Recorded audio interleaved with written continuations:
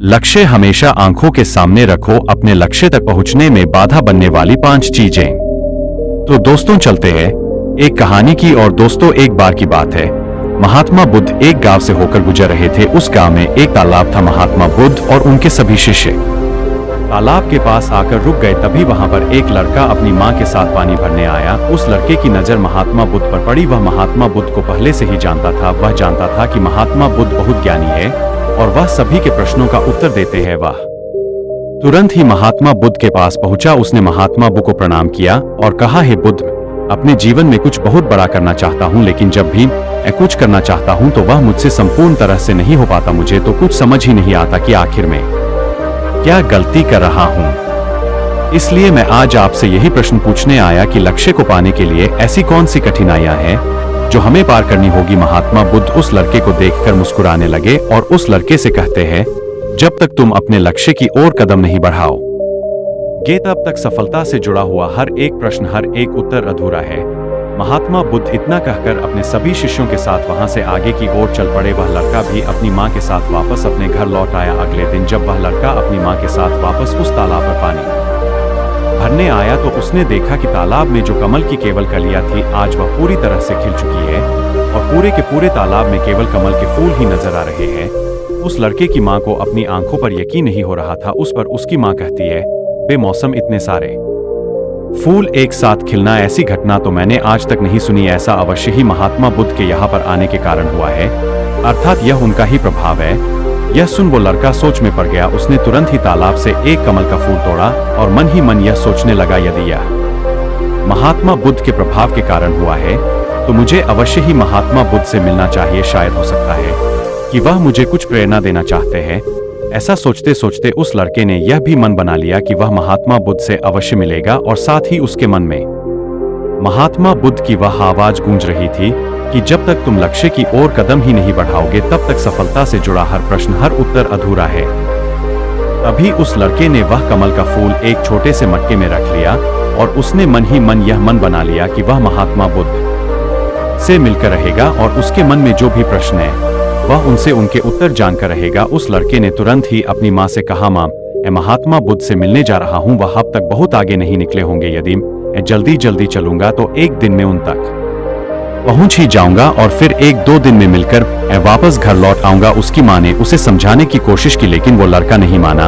वह तुरंत सफर की ओर निकल पड़ा। वह मार्ग पर तेजी से आगे बढ़ रहा था। जल्दी जल्दी चलते हुए उसने बहुत कम समय में अपना गांव पार कर लिया, लेकिन अब इसी कारण वह थकने भी लगा था और उसकी रफ्तार भी धीमी पड़ रही थी। उस लड़के का जोश भी अब खत्म होता जा रहा था। धीरे धीरे चलते चलते वह जंगल के रास्ते आ पहुंचा और जंगल को देखकर उसके मन में एक डर उत्पन्न हुआ। उसने सोचा कि मैंने आज तक कभी जंगल पार नहीं किए और इस जंगल में तो कई जंगली जानवर भी है। यदि मैं रास्ता भटक गया तो मैं महात्मा बुद्ध तक कभी नहीं पहुंच पाऊंगा और यदि किसी गलत रास्ते पर चला गया तो मुझे कम से कम 2 दिन और लगेंगे महात्मा बुद्ध तक पहुंचने के लिए। और यदि करवा दीजिए, मुझे महात्मा बुद्ध से मिलना है, मुझे यह कमल उन्हें देना है। क्या आप मुझे जंगल पार करवा सकते हैं?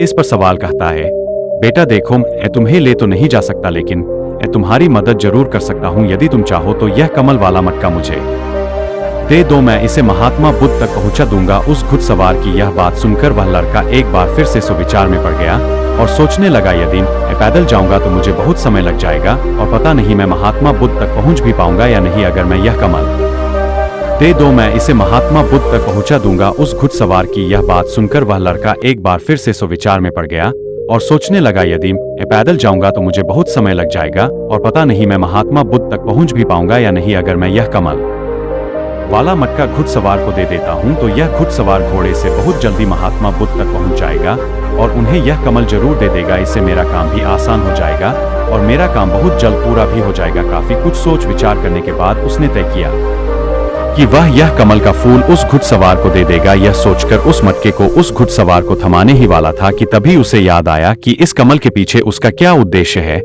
वह किस मकसद से इस कमल को महात्मा बुद्ध के पास ले जा रहा है। तभी उस लड़के के मन में एक और विचार उत्पन्न हुआ, यदि मैं इस कमाल को लेकर महात्मा बुद्ध तक नहीं पहुंचा तो फिर मेरा जो प्रश्न है मैं उनके उत्तर कैसे जान पाऊंगा। और हो सकता है कि मुझे मेरे जीवन में बस यह एक ही मौका मिला है जिसमें मैं महात्मा बुद्ध से मिल सकता हूं और अपने सभी प्रश्नों के उत्तर पा सकता हूँ। हो सकता है कि दोबारा मुझे यह अवसर ना मिले, इसलिए यह मटका नहीं दूंगा, इसे स्वयं ही महात्मा बुद्ध तक पहुंचाने जाऊंगा। काफी कुछ सोच विचार करने के बाद उसने घुड़सवार से कहा, देखिए यह मटका तुम खुद ही उन तक ले जाना चाहता हूं, क्योंकि मेरा उनसे मिलना बहुत जरूरी है। मेरे मन में कई प्रश्न हैं जो मैं उनसे जानना चाहता हूं, इसीलिए यह फूल मैं ही उन्हें दूंगा। इसलिए कृपया करके मुझे जंगल से बाहर निकलने का रास्ता बता दीजिए, स्वयं ही चला जाऊंगा। इस पर उस घुड़सवार ने उस लड़के को जंगल से बाहर जाने का रास्ता बता दिया और उस मार्ग पर आगे की ओर बढ़ चला। वह जल्दी जल्दी मार्ग में आगे बढ़ रहा था और देखते ही देखते शाम का वक्त भी होने आया था। तभी उस लड़के के मन में एक और विचार आया और वह यह सोचने लगा, यदि शाम के वक्त मैं इस जंगल में भटक गया तो मेरा क्या होगा? मैं महात्मा बुद्ध तक कैसे पहुंच पाऊंगा? और अगर मैं उनसे नहीं मिल पाया तो मेरी यात्रा बेकार हो जाएगी। इससे तो अच्छा होता कि उस घुड़सवार को ही यह मटका दे देता, वह उसे महात्मा बुद्ध तक अवश्य पहुंचा देता। मुझे तो घर लौट जाना चाहिए था, यही मेरे लिए बेहतर होता। इस प्रकार उस लड़के के मन में तरह तरह के विचार उत्पन्न हो रहे थे। ऐसा होगा तो क्या होगा, वैसा हो जाएगा तो क्या होगा, यदि मैं भटक गया तो क्या होगा? तभी उस लड़के ने उस कमल की ओर देखा। उस कमल से ही उसे महात्मा बुद्ध की याद आई। महात्मा बुद्ध के चेहरे पर वह असीम शांति थी। उसे महात्मा बुद्ध की वह मुस्कान याद आई। तभी उसके मन में एक और विचार उत्पन्न हुआ, जिनके आने से हमारे तालाब में इस प्रकार अनेकों को फूल खिल गए, जिसके साथ होने से हमारे मन को प्रेरणा मिलती है, जिनके चेहरे पर वह असीम शांति है, जिनसे मिलकर मेरा मन शांत हो जाता है। यदि मैं उनसे मिल पाऊं तो मुझे कितना कुछ सीखने को मिलेगा। ऐसा सोचते ही उसके मन में एक बार फिर से महात्मा बुद्ध से मिलने की प्रेरणा जाग उठी और वह निश्चिंत होकर अपने मार्ग में आगे की ओर बढ़ता चला जा रहा था। काफी दूर आगे चलने के बाद जंगल खत्म होने लगा। लक्ष्य हमेशा आंखों के सामने रखो। अपने लक्ष्य तक पहुंचने में बाधा बनने वाली 5 चीजें कहानी सुनाने के लिए YouTube वीडियो देखें और चैनल को सब्सक्राइब करें। तो दोस्तों चलते हैं एक कहानी की और दोस्तों एक बार की बात है, महात्मा बुद्ध एक गांव से होकर गुजर रहे थे। उस गांव में एक तालाब था। महात्मा बुद्ध और उनके सभी शिष्य तालाब के पास आकर रुक गए। तभी वहां पर एक लड़का अपनी मां के साथ पानी भरने आया। उस लड़के की नजर महात्मा बुद्ध पर पड़ी। वह महात्मा बुद्ध को पहले से ही जानता था। वह जानता था कि महात्मा बुद्ध बहुत ज्ञानी है और वह सभी के प्रश्नों का उत्तर देते हैं। वह तुरंत ही महात्मा बुद्ध के पास पहुंचा। उसने महात्मा बुद्ध को प्रणाम किया और कहा, हे बुद्ध, मैं अपने जीवन